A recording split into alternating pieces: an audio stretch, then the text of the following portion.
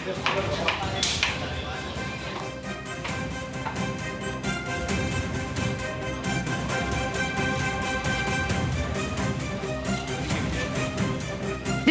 കാട്ടാക്കടയിൽ വിവാഹ സൽക്കാരത്തിനിടെ യുവാവിന് കുത്തേറ്റു. കണ്ടല അരുമാനൂർ സ്വദേശി അജീറിനാണ് കുത്തേറ്റത്. കാട്ടുവിള സ്വദേശി കിരൺ കണ്ണനാണ് ആക്രമിച്ചത്. മദ്യപാനത്തിനിടെ ഉണ്ടായ തർക്കമാണ് ആക്രമണത്തിന് കാരണം. വിവരങ്ങളുമായി തിരുവനന്തപുരത്ത് നിന്ന് ഹാൻസ് ജോൺ ചേരുന്നു.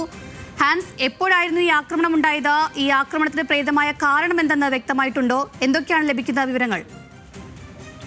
അഞ്ജലി, ഇന്ന് വൈകിട്ടോടെയാണ് ഈ സംഭവം ഉണ്ടായത്. കാട്ടാക്കട കൃപ ഓഡിറ്റോറിയത്തിൽ വെച്ച് നടന്ന വിവാഹ സൽക്കാരത്തിനിടെയാണ് ഇത്തരത്തിലൊരു ആക്രമണം ഉണ്ടായത്.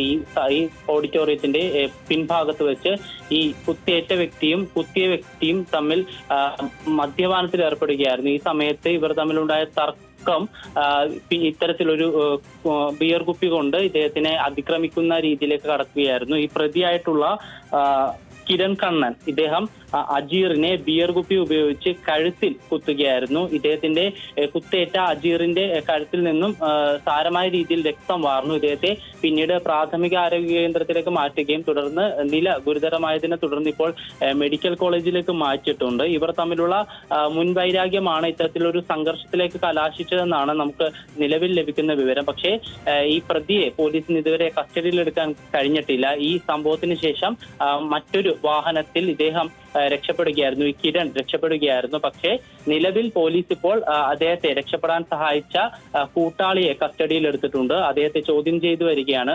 കൂടാതെ അല്പസമയത്തിനുള്ളിൽ തന്നെ പ്രതിയെ കസ്റ്റഡിയിൽ എടുക്കാൻ കഴിയുമെന്നാണ് പോലീസ് നൽകുന്ന വിവരം. അഞ്ജലി. ശരി ഹാൻസ് ജോൺ, വ്യക്തമാണ്. തിരുവനന്തപുരം കാട്ടാക്കടയിൽ വിവാഹ സൽക്കാരത്തിനിടെ യുവാവിന് കുത്തേറ്റു.